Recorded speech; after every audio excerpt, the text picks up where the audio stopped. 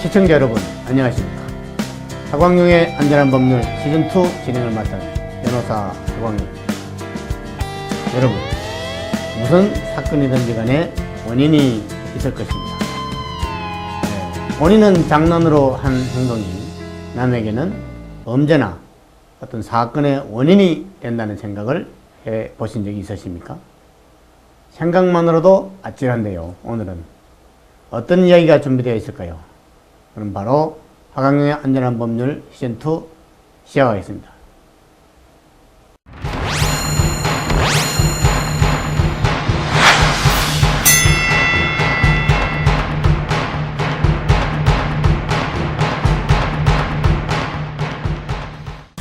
네, 일기토론 시간입니다. 오늘도 두 분을 모셨습니다. 안녕하세요. 안녕하세요. 플라워의 나인입니다. 안녕하세요. 최고입니다. 네. 혹시 무슨 자기가 사건의 원인이 된다거나 어떤 사고에 발단이 된 적이 있었어요? 좀 많이 이렇게 휘말리는 편이에요. 휘말리고. 네. 뭐 죄를 지는 것보다 좀 이렇게 많이 휘말리는 편이에요. 본인이 직접적인 원인은 아닌데, 아니 원인인 것처럼 오해를 받는다는 그런 얘기예요? 네, 생긴 게. 최고 씨는 어때요? 저도 약간 뭐 나인 씨처럼 약간 휘말리는 경우는 사실 좀 많고요. 네. 그래요. 때때로 도망가 버리면 휘말리지 않을 텐데, 같이 이렇게 원인을 제공한 것처럼 오해를 받고 그런 모양이죠. 변호사님께서 혹시 그런 경우 있으신가요? 나는 그런 일이 거의 없어요. 시비가 벌어지면, 하여튼 참고, 네. 아니면 말리고, 이렇게 되도록이면 사건화 되지 않도록 이렇게 참죠. 3분 참으면 한 3년이 편하니까요. 아, 예. 좀 맞습니다. 예, 그래서 오늘은 어떤 사건에 오늘 뭐 준비한 내용이 아마도 그런 내용인데, 아, 예. 혹시 그 동물에 대해서는 어떻게 가축이나 네. 또는 뭐 애완동물 어떻게 좋아해요? 네, 최고 씨? 저는 뭐 강아지도 키웠었고요. 네, 좀 동물을 좀 좋아하는 편입니다. 나연 씨는 어때요? 저 역시 동물 좋아해요. 네, 무서워하지 않습니다. 요즘 그 동물을 또 애완동물을 많이 키우고 또 보호하자. 네. 뭐 애완동물 아니더라도 어떤 그 동물을 사랑하자. 가축도 너무 가혹하게 대하지 말자. 뭐 그런 움직임도 있고 한데, 저는 좀 개인적으로 동물들 별로 좋아하진 않아요. 뭐 무서워하십니까? 아무래도 저는 동물은 이성적인 존재가 아니다. 언제든지 나를 공격할 가능성이 있다. 뭐 그런 생각이 들어요. 항상 경계를 해요. 그래서 아주 뭐 어떤 집에 방문을 하더라도 애완동물이 집에 있으면 내 옆에 오는 게 좀 겁나고, 그래서 경계를 하죠. 언제 어느 순간 돌변할 수도 있고. 돌변할 수도 있다. 뭐 이제 안 그런 것도 많은데, 그렇죠. 이제 뭐 동물원이나 이런 데 있는 사육사한테도 대드는 게 동물이잖아요. 그런 측면에서 이제. 그리고 또 뭐 어떤 할머니는 자기가 키우던 개한테 물려주기도 하고 네. 그러기도 하니까 동물에 대해서 항상 조심해야 된다. 뭐 그런 생각을 갖게 됩니다. 예. 자, 그렇군요. 오늘 그러면은 토론 주제가 어떤 건지 한번 음성으로 한번 들어보도록 하겠습니다. 네. 예. A씨는 친구 집에 놀러 갔습니다. 친구 집 마당에는 큰 개가 묶여 있었는데요. A씨는 친구와 놀다가 개를 받고 장난으로 개를 놀리기 시작했습니다. 친구는 A씨를 계속 말렸으나 장난은 멈추지 않았고 개는 화가 나서 으르렁거리며 짖었습니다. A씨는 또 장난을 치러 개에게 다가가 넘어졌는데요. 그때 개가 A씨에게 달려들어 얼굴과 목 주변에 심한 흉터와 함께 영구한 상처가 남았습니다. 며칠 후 이 사고로 A씨의 부모님은 친구에게 치료비를 청구하였는데요. 과연 친구는 A씨에게 치료비를 물어줘야 할까요?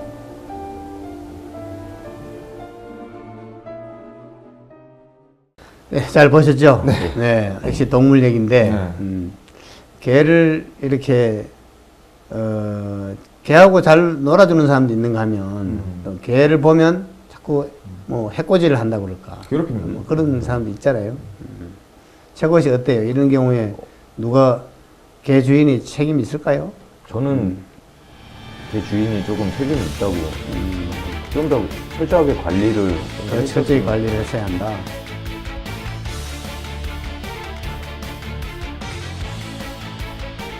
나인 씨. 그냥 반대 입장이고 일단 견주가 일단 친구이기도 하지만 굉장히 주의를 줬고 그렇게 많은 주의 존재도 불구하고 그걸 무시하고선 본인의 의지에 따라서 본인이 다가가서 또 장난치다 다쳤기 때문에 본인의 관심도 크다.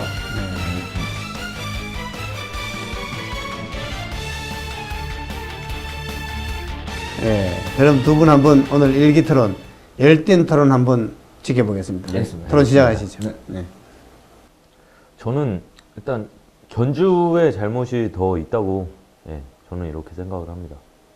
왜 까불다 물립니까? 왜 까불다 물려요? 왜? 아니죠. 견주가 조금 더 철저하게 이 개를 관리를 했으면 뭐라고요? 사실 그럴 일이 없겠죠. 근데 관리 소홀인 거죠. 잠깐만. 어떻게 보면. 이거 맞잖아요. 지금 보셨잖아요. 네. 이거는 정말 철이 없는 친구예요. 하지 말았는데 왜 해? 왜 하냐고. 이거 만약에 풀어놨어, 애를. 풀어놨어요. 개를 풀어놨어. 얘가 막 달려들어. 당연히 견주 문제입니다. 거기 사람들 안 보이는 데다 묶으러 어떻게 해야 되는데 풀어놨잖아. 그래서 물었어. 걔가 미쳤어. 미친 개예요. 네. 물었어. 다쳤어. 당연히 견주 책임이 100%입니다. 하지만 묶여있는 개야. 묶여있는 개고 야, 쟤 싸나오니까 가지 말라고 분명히 경고를 몇 번을 줍니다. 한두 번. 하지 마. 근데 이 친구 굉장히 장난꾸러기예요. 최고씨 같아. 더해. 결국 물립니다. 그쵸. 장난치다 물립니다. 왜냐면 이렇게 툭툭 건드리면 기분 좋습니까?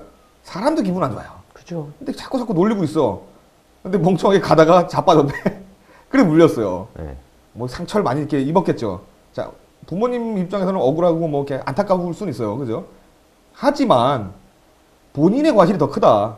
분명히 주의를 줬고 하지 말라는데도 불구하고 본인의 실수로 본인이 넘어져서 물렸던 뭐 이렇게 이런 상처 그래서 이제 손해배상을 한다면 절대적으로 본인의 과실이 크기 때문에 견주는 책임이 없다고 생각합니다. 저는 그러니까 이 견주가 물론 하지 말라고 경고도 하고 네. 뭐 뭔가의 그런 거를 이 사람한테 했겠죠. 하지만 조금 더 철저하게 이 사람이 뭔가 주의를 주고 이랬다면 그 강아지가 그러니까 그 개가 이렇게 사람을 무는 일은 사실 없었을 것 하지마! 같은데 그렇게 잡아 이렇게? 하지마! 잡아 이렇게? 그렇게 할 수도 발 있는 거죠. 잡고 막? 그렇게 할 수도 있는 거죠. 사실 위험하면. 자, 보세요. 저는 관리 소홀인 것 같아요. 야, 이 견주가. 이게 네. 그냥 길거리에서 지금 풀어놓은 개가 아니면 산책을 하다가 사람을 물어요. 100% 견주 책임입니다. 그렇죠. 그런 경우에는. 네. 그렇죠. 무방비 상태라는 거예요. 왜냐면 걸어갈 수 있고 뛸 수가 있는 개니까. 그죠? 목줄이 끊어질 수 있는 부분이고 다 이건 무조건 견주의 책임입니다. 하지만 묶여있는 개예요. 묶여있는 게. 안 가면 굳이 근처만 안 가도 다칠 일이 없어요. 근데 묶여있는 개가 목근이 풀어져서 달려들어. 이건 당연히 견주 책임입니다. 네. 이렇게 되면. 하지만 자기가 뭐 자해공갈해? 왜 가냐고.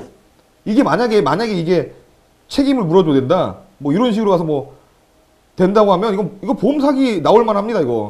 만약 미친 개가 있어요. 어떤 집에 굉장히 싸나운 개가 있다고 알아. 어떤 세파트 불독이 있어. 알아. 보험 사기다. 갑니다. 물어. 왜 차에도 맞히는데. 그런 것도 할 거예요. 말이 됩니까? 안 되죠. 하지 말라고 분명히 하지 말라고 했는데도 불구하고 자기가 장난치다가 넘어져가지고 다쳤어요. 본인 과실이 훨씬 큰 거예요. 어떻게 이 친구한테 시비 물러달라고 하니까 뻔뻔하게. 아니 둘이 친구잖아요. 친구니까. 모르는 사이도 아니고. 그러니까. 근데 이렇게 저는 생각을 하는 거죠. 예, 그 집에 놀러 가서 강아지가 한 마리 있네? 개. 네, 귀엽게 생겼어. 개인데 뭐가 귀여워. 그리고 귀엽게 생겼을 수도 있죠. 개도 뭐 다 얼굴이 틀리기 때문에 귀여워서 야 이거 만져도 되냐? 만지지 말래. 무섭대. 그래도 사람 심리라는 게 그런 게 있어요. 그러니까 사실 동물이다 보니까 이게 약간 뭐 귀여우면 뭐라도 이렇게 주고 싶고 좀 이렇게 괴롭히고도 싶고 주고 싶은 마음이 아니야. 근데 어쨌든 그런 호기심에 갔을 수도 있어요. 이 사람은 근데 어쨌든 물렸잖아요. 그러면 가지 말랬잖아요.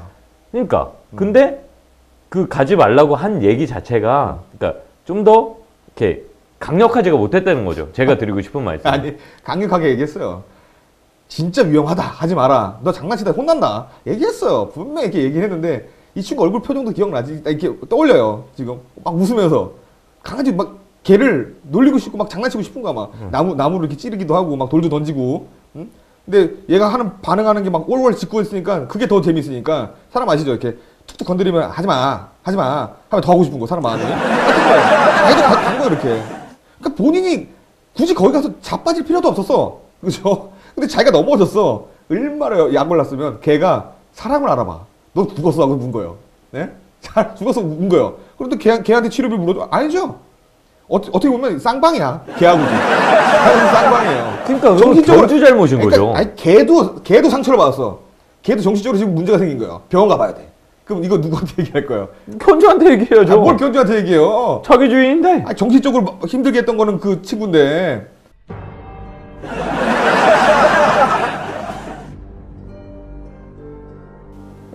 그러니까 저는 그렇게 생각을 한다는 거죠. 견주가 조금 더 이렇게 확실하게 이런 뭔가의 이런 뭐 뭘 어떻게 하냐? 그러니까 이렇게 뒤에 잡는다고 이렇게? 끝이 아니 이게? 뭐 많은 방법들이 있겠죠. 많은 방법을 얘기해 보세요.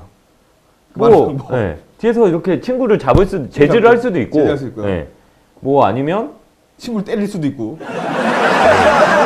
폭력은 어쨌든 나쁜 거니까. 아유, 네. 예. 폭력은 착하시네요. 나빠요. 네. 예. 폭력은 나쁜 거고 아니면 뭔가 뭐 말로서라도 말로는 아까 했다니까?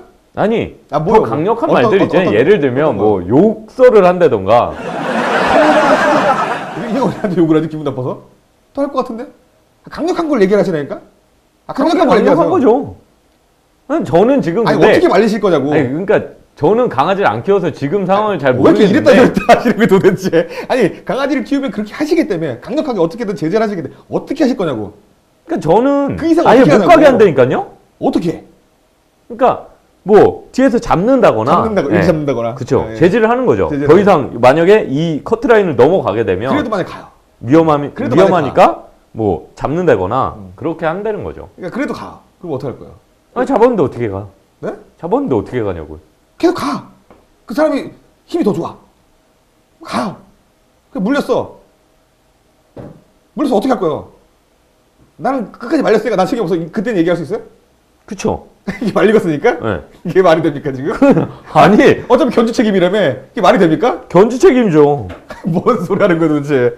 아니 무슨 소리 하시는 거예요 도대체? 어떻게 강력하게 그걸 제재합니까? 이 정도 했으면 다 한 거예요. 사람이라면 다 알아듣습니다. 그러니까 본인의 과실에 의해서 본인이 원해서 저질렀던 그런 행위로 인해서 다쳤어요. 예? 무슨 적반하장입니까? 강아지는 설사하고 있는데 지금 말도 안 됩니다. 결론 내리세요 그냥. 뭐 안 되겠네 뭐 오늘 왔다 갔다 하시네 또. 아니 요번 해 같은 경우는 뭘 또 뭐 예. 아니 말씀하세요. 이번 사건 같은 경우는 오케이 제가 쿨하게 인정하겠습니다.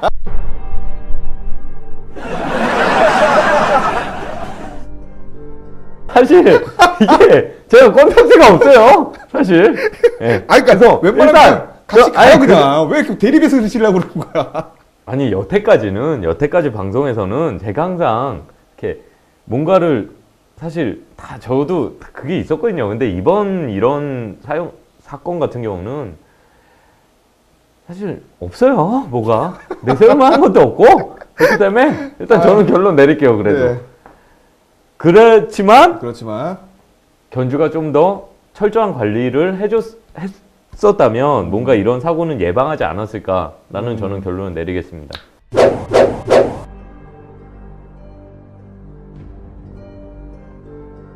네, 저 역시 결론을 내리면 굉장히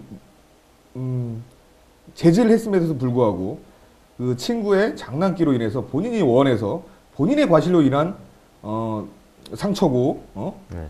부상이기 때문에 그 부분은 본인이 책임을 져야지 견주한테는 책임을 물 수가 없다. 저는 이렇게 결론을 내리겠습니다.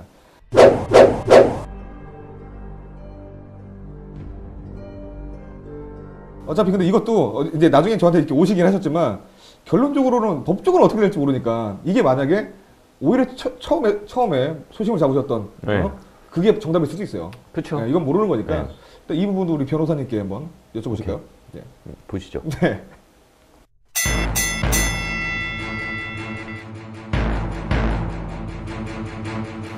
예, 두 분들은 잘 들었습니다. 네. 다 일리가 있는 얘기 같은데. 그럼 나인 씨한테 물어볼게요. 네. 이런 경우에 혹시 개가 말이지, 스스로 목줄을 풀고, 아니면 뭐, 목줄이 약해서, 네. 막 뛰쳐나서 화가 나서, 음. 개를 놀리던 사람을 물었다. 이런 거 어떨까요? 책임 있을까요? 이건 관리 소리죠, 그건 관리 소리고. 음. 그러니까 아까 말씀드렸지만 최고 씨한테 그런 경우에는 만약에 주인이 잘못했기 때문에 견주의 책임이 100%라고 저는 생각을 하고요. 이제 뭐, 놀림을 당하던 개가, 예를 들어 화가 나서, 뛰쳐 나오려고 한다 하더라도, 목줄이 풀리지 않도록 할 그런 그래서 의무는 그런 의문이 있죠. 있겠죠, 그죠? 네, 이런 상황하고는 전혀 다른 얘기지만. 그 나인천 씨는 그렇고, 최고 씨가 물어볼게요. 네. 개가 이거 멍청하게 가만히 있는데, 뭐 목줄을, 그 목을 매여져 있고, 네. 목줄도 매여져 있고, 또 뭐 이거 가서 계속 놀리지 말라고 그러는데도 가서 놀리고, 그죠? 또 스스로 넘어져서, 또그 목을 뭐 개한테 갖다 대줬다고 하시는데, 그죠? 이런 경우에 그 주인한테 책임을 지우는 게, 만일에 우리 최고 씨가 주인이라면 참 억울하지 않을까요, 이거? 많이 억울하죠. 그렇죠. 사실. 네. 어떻게 토론하다 보니까 예. 저도 이거는 사실 제가 그렇게 할 그게 없더라고요. 끝까지 우길 생각은 없었죠? 네. 그렇습니다. 어떤 입장을 대변하다 보니 그러긴 한데. 저도 이 토론 주제를 보고 나도 여러 가지 고민이 돼요. 네. 고민이 되는데, 한편 생각하면, 개는 우리가 민법상으로 물건이에요, 물건. 사람이 아니잖아요. 그래서 우리가 만일에 어떤 친구 집에 갔는데, 건드리지 말아야 할 물건을 자꾸 건드렸어. 자꾸 건드리기는 흔들면 떨어질 수도 있고 넘어질 수도 있는 물건을 그렇게 하면 위험해 라고 경고를 했음에도 불구하고 밑에서 자꾸 건드려서 넘어져서 머리를 다쳤다. 이런 경우에는 아마도 책임지기가 주인한테 책임지기가 어려울 거예요. 다만 이제 그런 경고도 없고 그게 부딪히거나 뭐 지나가는 길에 닿으면 넘어질 가능성이 있다든지 그런 물건이 있을 경우에는 친구가 놀러 갔을 때 주의하라 하든지, 아니면 평소에 뭐 그런 가능성이 없도록 관리한다든지 할 의무가 있는데, 그러지 말라고 자꾸 경고했음에도 불구하고 또 건드리고 해서 넘어졌다면 책임을 지기 어렵듯이, 뭐 물건이 넘어진 거와 마찬가지 아니냐, 이렇게 보는 게 옳을 것 같아요. 개에게 무슨 책임을 지기 어렵잖아요. 네. 개도 물건이다 이거죠. 그래서 이런 사건의 경우에는 아마도 주인이 그 개를 놀리지 마라, 놀리면 위험하다. 그런데도 불구하고 다시 또 나타나서 개의 그 행동 반경, 목줄 반경 내에 본인이 들어와서 또 넘어지기까지 해서 사고를 당했다면 인사적으로나 뭐 형사적으로나 어떤 책임을 지우는 것은 어렵지 않겠나 하는 것이 저의 견해입니다. 한번 하나 여쭤볼게요, 변호사님. 네. 그 물건이라고 친다고 했잖아요. 그러니까 만약에 그 집에 갔을 때 이제 물건을 파손할 경우 네. 주인 입장에서는 그 친구한테 손해배상을 할 수 있는 부분이죠.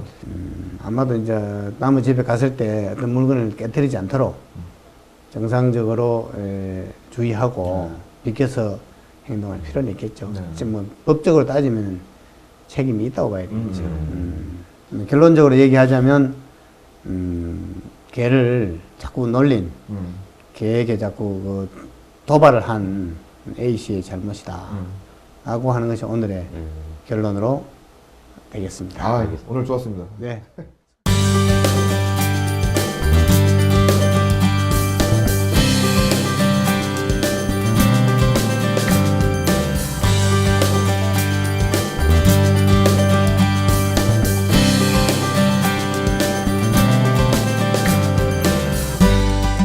자, 그러면 잠시 후에 법대로 합시다. 해서 다시 뵙도록 하겠습니다.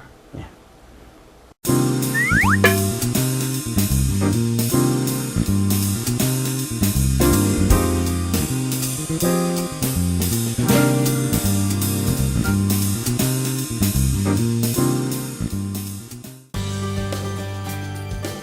안녕하세요. 변호사 박광민입니다. 요즘 최고의 인기를 누리고 있는 법대로 합시다 시간입니다. 이 법대로 합시다 시간은 영화 속의 사건이나 소재를 법률적인 시선으로 다시 보는 그런 코너인데요. 오늘은 감시자들이라는 영화를 준비했습니다. 이 영화 여러분들 보셨나요? 네. 예, 아, 보셨어요. 저는 불행히도 이 영화를 봤으면 좋았는데 못 봤는데요. 아마 이 영화의 줄거리를 보고 토론을 해야 될 것 같습니다. 이 영화 어떻습니까? 나이 씨. 유행어 되겠어요? 어떻습니까? 받았습니다, 저한테. 이거는 제가 볼 때, 충분히 CCTV의 중요성과 필요성을 알게 되는 그런 맹점이 있는데, 또한 다른 시선으로 바라볼 때는 이제, 사생활 침해도 일어날 수 있고, 또 다른 또 범죄가 일어날 수도 있는, 뭐 일이 아닐까, 생기지 않을까, 저는 그렇게 생각합니다. 그래요. 또, 예, 최고죠. 저도 이 영화를 사실 보면서 느낀 건 물론 범죄 예방을 위해서는 CCTV라는 그 자체가 필요하긴 한데 어떻게 보면 또 요즘 제일 문제가 되는 사생활 침해라든지 이런 부분에 있어서 뭔가 그런 단점들을 사실 보완을 하면서 이 장점을 최대로 극대화시킬 수 있는 게 제일 필요하다고 생각합니다. 그래요. 우리 최고 씨나 나인 씨가 법률과 관련된 토론을 하다 보니까 우리 한번 감시자들이라는 영화를 제작한 분들은 이런 그 이면의 문제를 부각시키려고 제작은 안 했을 텐데 아마도 우리가 이제 이런 토론을 하다 보니까 그 영화 이면에 나타나는 비하인드 문제점, 비하인드 퀘스천이라고 그럴까 그런 문제를 다루다 보니까 어쩌다 보면은 영화가 노리는 것보다 우리가 좀 다른 시각을 자꾸 보게 되는 그런 경향이 있겠네요. 어쨌든 오늘의 영화는 어떤 토론의 주제가 나올지 준비된 영상을 보고 여러분들이 토론에 임하도록 하겠습니다. 알겠습니다. 네.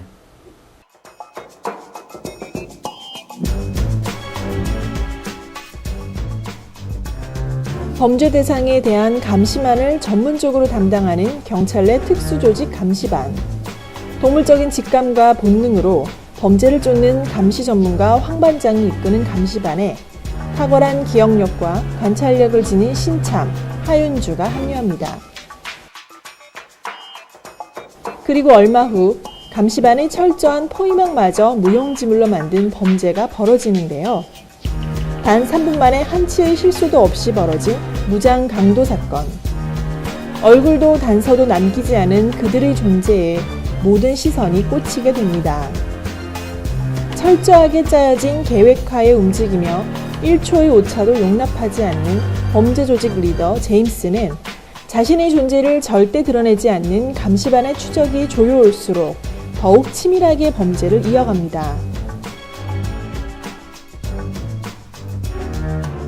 황 반장과 하윤주는 모든 기억과 단서를 동원해 놈을 쫓기 시작하는데요. 과연 황 반장과 하윤주는 제임스를 막을 수 있을까요? 이번 주 토론 주제입니다. CCTV, 과연 사생활 침해일까요? 아니면 범죄 해결을 위한 필수 조건일까요? 네. 영상 잘 보고 잘 들었죠. 오늘의 문제점에 대해서 우리 최고 씨 어떻게 생각합니까?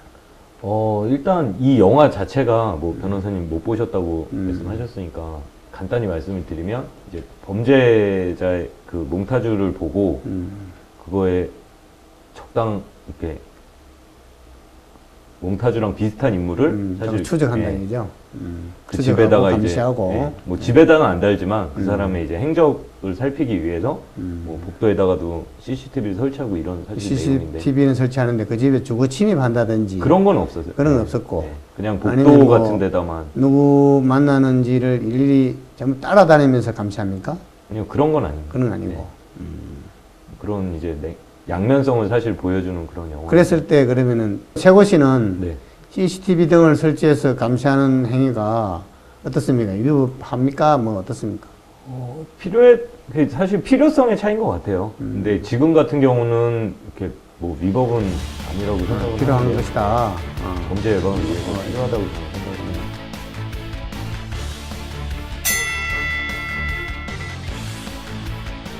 나인 씨는 어때요? 그 필요성은 있고요. 근데 효율성에 대해서 문제를 저는 하고 있습니다. 이게 좀 많아지면 많아질수록 이제 사생활 침해도 올 수 있고요. 또 다른 이제 범죄를 일으킬 수 있는 일이 가능하다.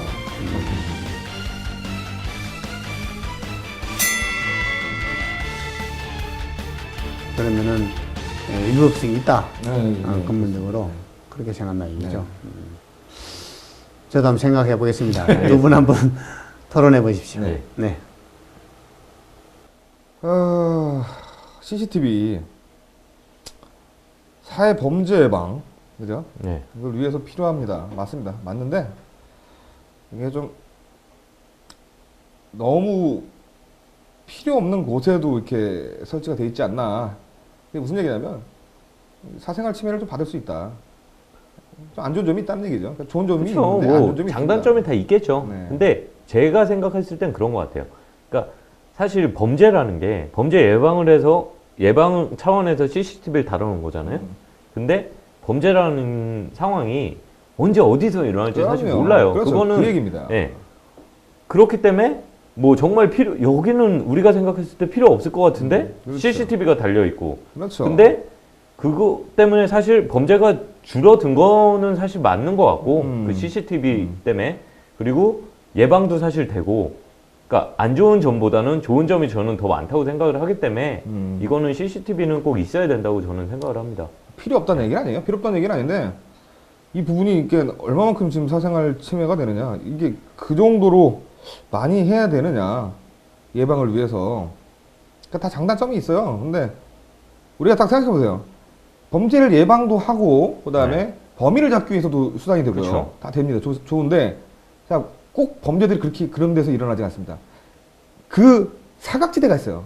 CCTV에. 그렇죠. 다 압니다. 그 범죄를 저지르려고 하는 사람들, 그러니까 우발적으로 했던 행동이 아닌 이상은 그 CCTV를 피해서 그 사각지대가 있습니다. 네.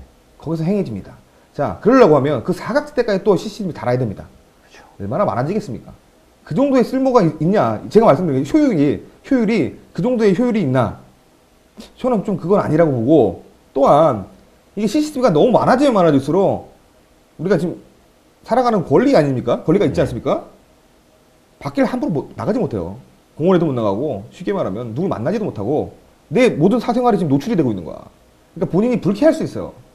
불쾌감을 가질 수 있어요. 불쾌할 그게 수 사람이니까, 있죠. 그죠? 그러니까 너무 많아진다는 얘기니까. 범죄 예방을 위해서 만들어 설치해 주는 건 좋은데, 공익을 위해선 좋아요. 좋은데 예산도 만만치 않고, 쉽게 말하면 그 사각지대까지 다 논다고 생각을 해보십시오. 어디든 건물이든 뭐.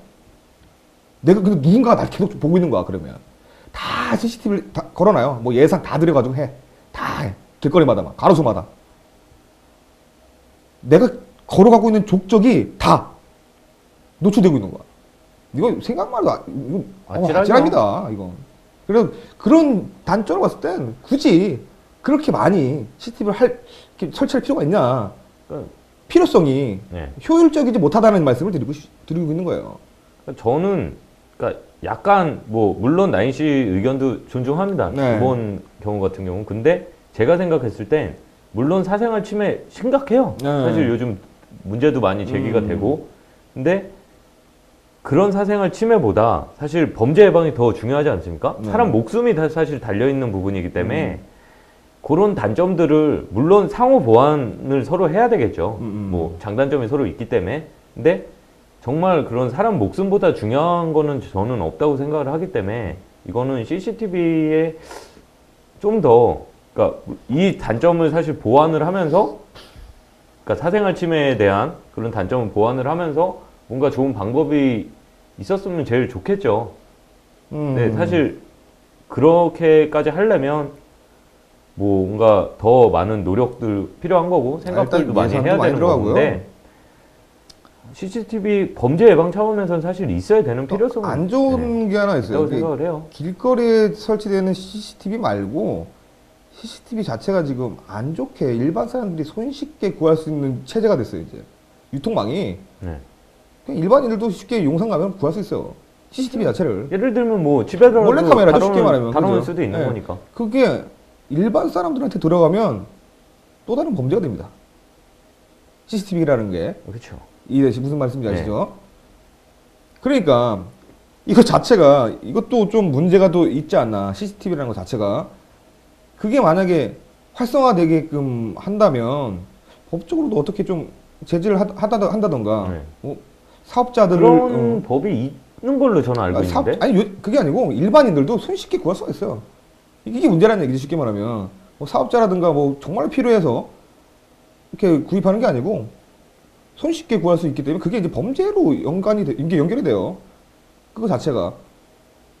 그러니까 그런 식으로 활용이 된다면 이 유통망도 문제라고 생각을 하고 CCTV 자체가 좀 문제라고 생각이 드네요, 조금. 물론 뭐 그렇게 하면 그럴 수 있겠죠. 근데 일단은 아직까지 우리나라가 뭐 나인 씨 말씀대로 일반 그냥 시민들이 쉽게 구할 수 있는 유통망이 됐다고는 하지만 제가 알고 있기에는 모르겠어요. 제가 뭐 잘못 알고 있는 걸 수도 있는데 네, 잘못 알고 계세요. 진짜 쉽게 일반 구할 수 시민들이 있어요. 그렇게 그러니까 구할 수는 있겠죠. 네. 구할 수는 있는데 뭔가의 그런 이렇게 딱 정해져 있는 게 있을 거예요. 뭐 예를 들면 사업자라든가 그렇죠. 아니면 뭐 가게를 내가 하는 사람이라든가 뭔가 그런데 공공 장소에서 필요하기 때문에 그게 그렇게 해서 구입을 하는 것까지는 저는 알고는 있는데 근데 그런 거는 사실 막을 수는 없는 거예요.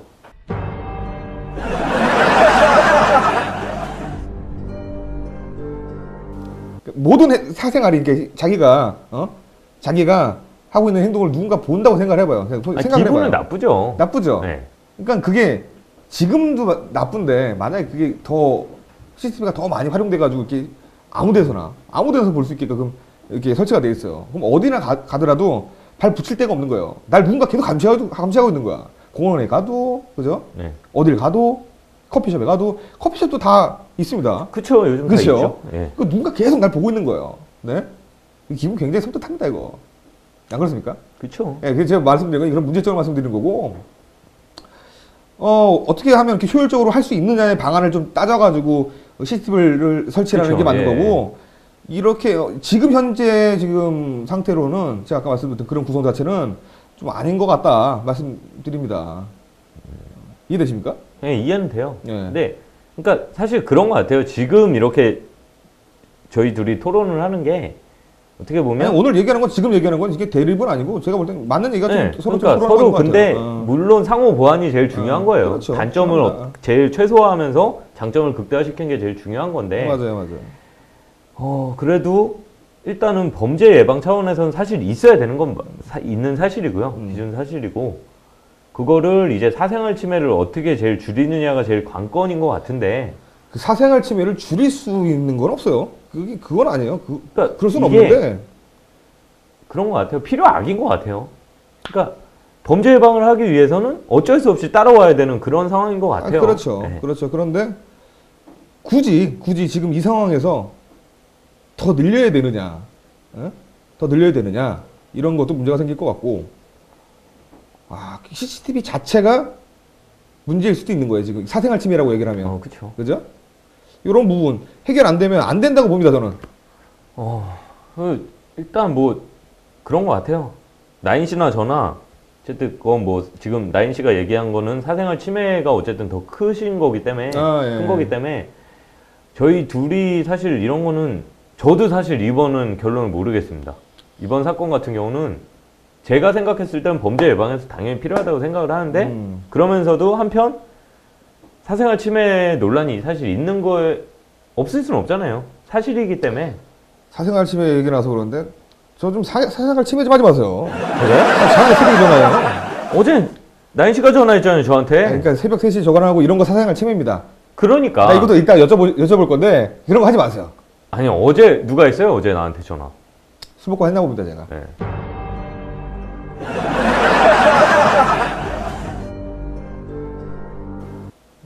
지금 딱 보이네요, 지금. 지금 분명히 우리 이 PD가 나 땀 흘리는 걸 이렇게 했을 거예요, 이거. 아니, 전화 왜 하셨냐고요? 자, 일단은 미안합니다. 뭐라고 하려고 했는데, 네. 미안합니다. 네. 일단 이 부분은, 땀나네.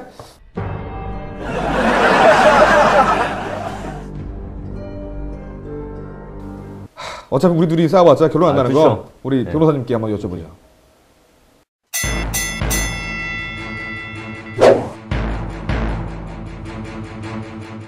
예, 두 분 토론 잘 들었습니다. 이게 제가 이렇게 여러분 토론을 들으면서 이 CCTV를 설치한다든지 어떤 감시를 할 때 법원에 영장이 있었으면 하는 그런 생각을 해봤어요. 네. 이 정도의 우범자의 경우에는 이렇게 감시를 해야 되겠다. 그러면은 법원에 영장을 받아서 CCTV를 설치한다든지 그랬으면 좋았을 텐데 그러지 않고 경찰이 임의로 설치를 하는 것을 일반적으로 허용할 때에 뭐 별다른 우범자도 아니고 뭐 그런 사람도 뭐 범죄 수사를 이유로 이렇게 경찰이 함부로 설치할 수 있지 않을까 하는 생각을 해봤는데 우선 그런 제도가 뭐 현재 시행되고 있진 않은데 어떻습니까? 그 최고시의 경우에는 이 CCTV 설치하는 것이 이 곳곳에 우리나라에 지금 CCTV가 많잖아요, 그죠?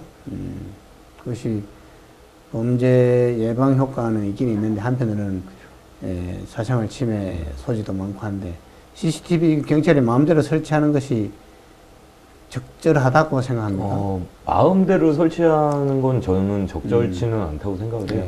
뭔가 설치하는 기준을 마련해야 된다고는 생각하지 않나요? 예, 뭔가 그런 기준점이 있어서 그거를 이제 기준으로 삼아서 설치를 하면 그래요. 그다음 나인 씨, 네. 그 우범자임에 틀림없고 어떤 범죄로 나아갈지가 예상이 되고 또 뭐 어떤 범죄 전력도 있는 사람인데 살인이 가능성이 있다라든지 그런 사람에 대해서 CCTV를 설치해서 감시하는 것은 경찰이 뭔가 할 수 있어야 되지 않을까요? 그렇죠. 이제 그런 부분에 대해서는. 그렇죠. 그런 부분에. 그런 식으로 느껴지죠. 저도 이제 경찰이 일반적으로 이제 순시를 하고 또 사람들의 감시가 좀 소홀한 곳을 순찰을 하는 그런 수시로 순찰하는 그런 제도도 있고 또 뭐 경찰에서는 또 뭐 정보과라는 데가 있지 않습니까? 보안과도 있고 뭐 한데 어떤 범죄의 가능성뿐만 아니라 국가 사회 질서를 어지럽힐 만한 소지가 있는 여러 가지 요소가 있는지 없는지를 정보를 계속 수집할 권한과 의무가 있어요. 경찰이라는 게 단순히 뭐 어떤 범죄가 생기면 뒤치다꺼리 하는 기관이 아니라 사전에 치안 유지를 위해서 사고를 예방하고 범죄를 예방하는 그런 기관이기 때문에 뭔가 이 CCTV를 설치해서 감시를 할 만한 것을 할 수 있는 그런 아마 제도가 실제 시행이 되고 있고 한데 이게 이제 너무 CCTV라는 방법이 기기가 남용되고 있지 않느냐 하는 그런 생각은 듭니다. 그런데 글쎄요, 이제 아마도 지금 현재 이제 법률상 마련되어 있는 제도는 뭐 보안 관찰이라는 제도가 있고 또 보호 관찰이라는 제도가 있어요.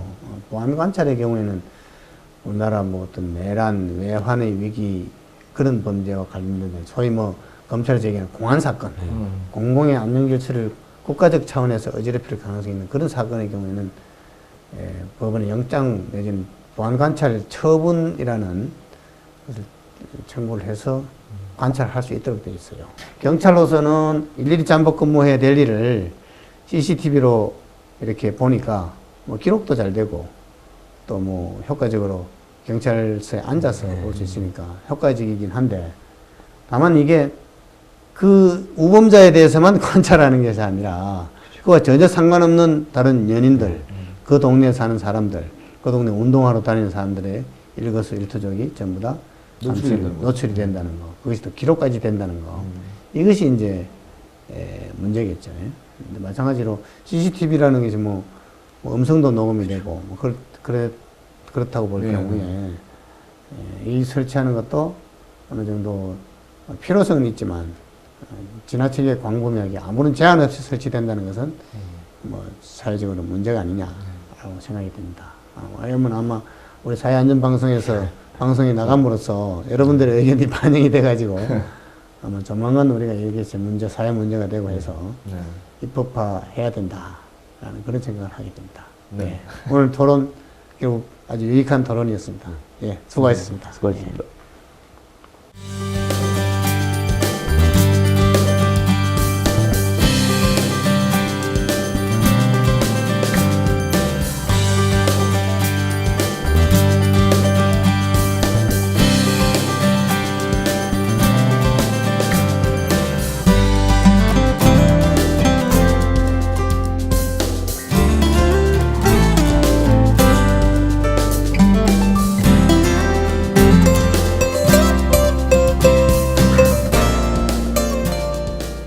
잠시 후 여러분들에게 기초법률 지식 팁을 드리는 시간으로 찾아뵙겠습니다.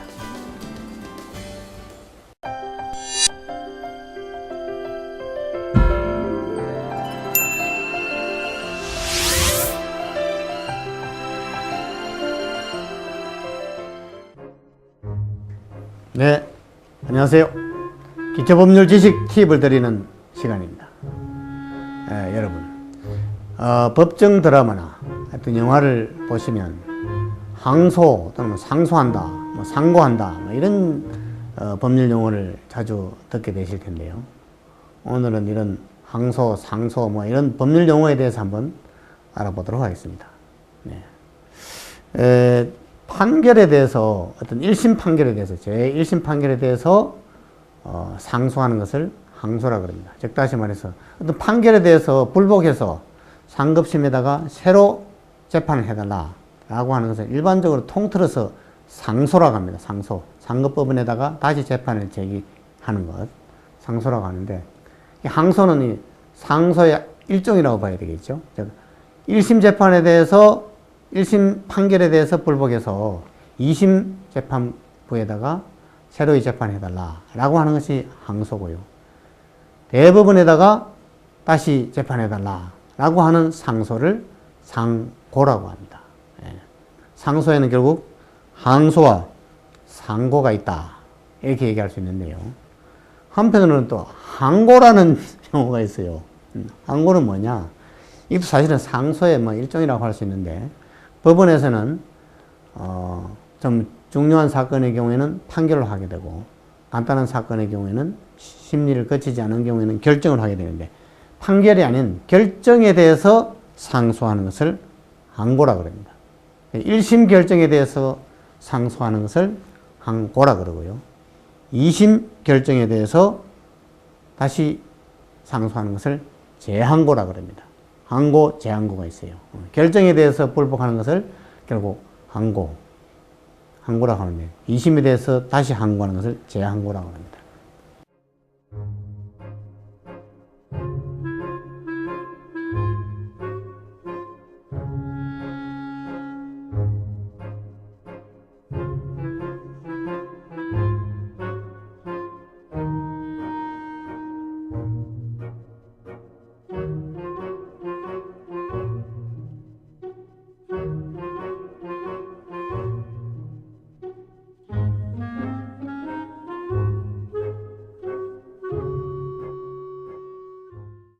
저희 하강룡의 안전한 법률에서는 시청자 여러분들의 의견을 받습니다.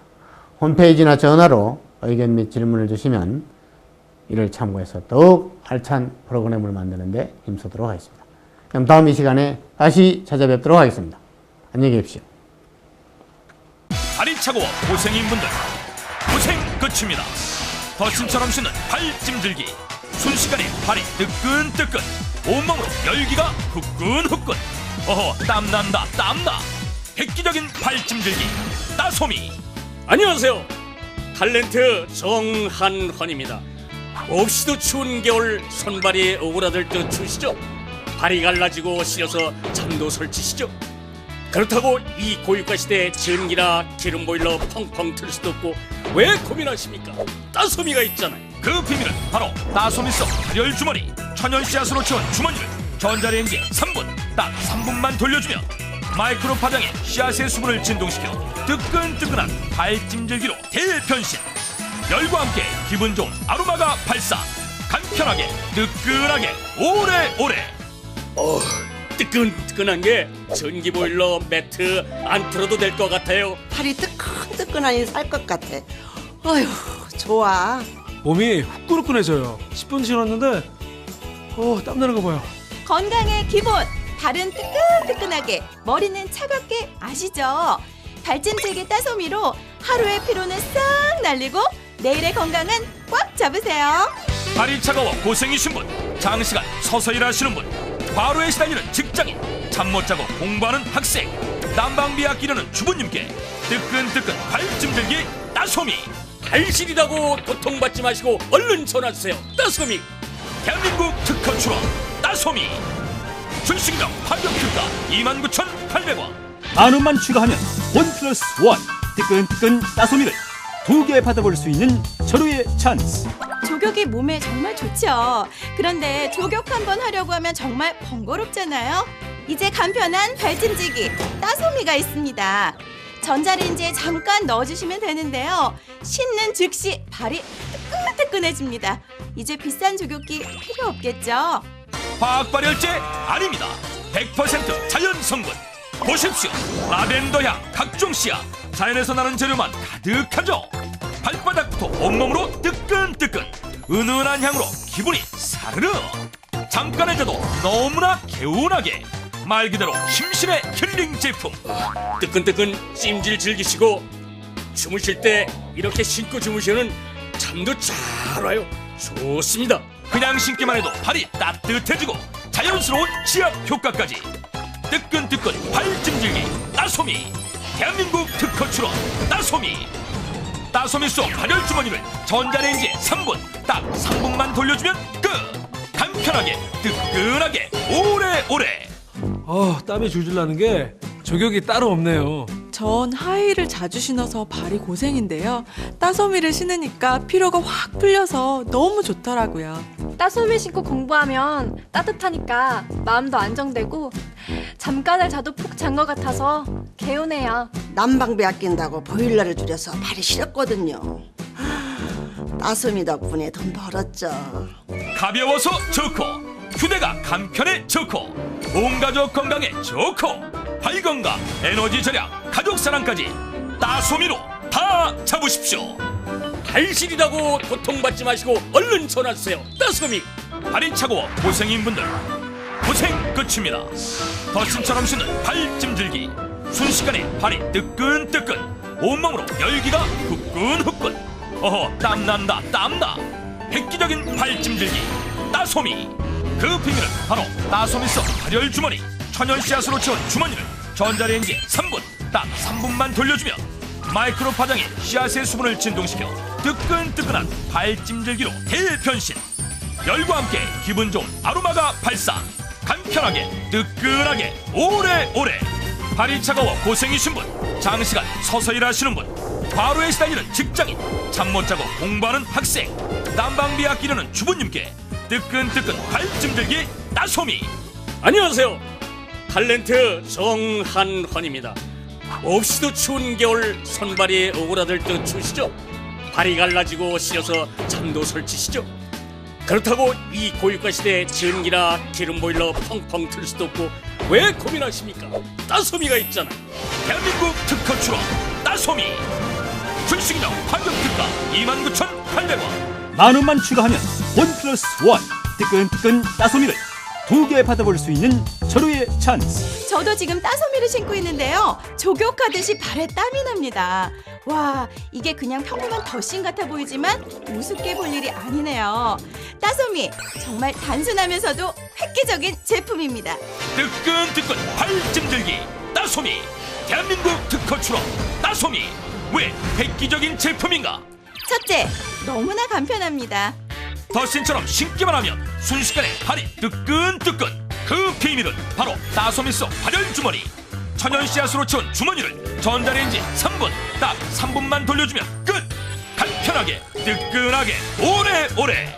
족욕은 번거로운데 따소미는 간편하니까 수시로 하죠. 자주 하니까 몸에도 좋고요. 둘째, 100% 자연 성분입니다. 화학 발열제 아닙니다. 100% 자연 성분. 보세요. 라벤더, 메밀, 천연 재료만 가득하죠. 나이 먹어 손발이 시려서 잠을 못 잤는데 이거를 신으니까 너무너무 따뜻해요. 셋째, 자연의 향이 은은합니다. 발바닥부터 온몸으로 뜨끈뜨끈 은은한 향으로 기분은 사르르. 잠깐을 자도 너무나 개운하게 말 그대로 심신의 힐링 제품. 하루의 피로는 싹 날리고 내일의 피로는 꽉 잡으세요. 뜨끈뜨끈한 게 전기 보일러 매트 안 틀어도 될 것 같아요. 거신처럼 씻는 발찜질기. 순식간에 발이 뜨끈뜨끈 온몸으로 열기가 후끈후끈. 땀난다 땀나. 획기적인 발찜질기 따소미. 그 비밀은 바로 따소미서 발열 주머니. 천연 씨앗으로 채운 주머니를 전자레인지에 3분, 딱 3분만 돌려주면 마이크로 파장에 씨앗의 수분을 진동시켜 뜨끈뜨끈한 발찜질기로 대변신. 열과 함께 기분 좋은 아로마가 발산. 간편하게 뜨끈하게 오래오래. 팔이 뜨끈뜨끈하니 살 것 같아. 어휴, 좋아. 몸이 후끈후끈해져요. 10분 지났는데 땀나는 거 봐요. 따소미 신고 공부하면 따뜻하니까 마음도 안정되고 잠깐을 자도 푹 잔 것 같아서 개운해요. 전 하이힐을 자주 신어서 발이 고생인데요. 따소미를 신으니까 피로가 확 풀려서 너무 좋더라고요. 뜨끈뜨끈 찜질 즐기시고 주무실 때 이렇게 신고 주무시면 잠도 잘 와요. 좋습니다. 발이 차가워 고생이신 분, 장시간 서서 일하시는 분, 과로에 시달리는 직장인, 잠 못 자고 공부하는 학생, 난방비 아끼려는 주부님께 뜨끈뜨끈 발찜질기 따소미. 발실이라고 고통받지 마시고 얼른 전화주세요. 따소미. 대한민국 특허 출원 따소미. 출시기념 파격 특가 29,800원. 10,000원만 추가하면 원 플러스 원 뜨끈뜨끈 따소미를 2개 받아볼 수 있는 절호의 찬스. 지금 전화주세요.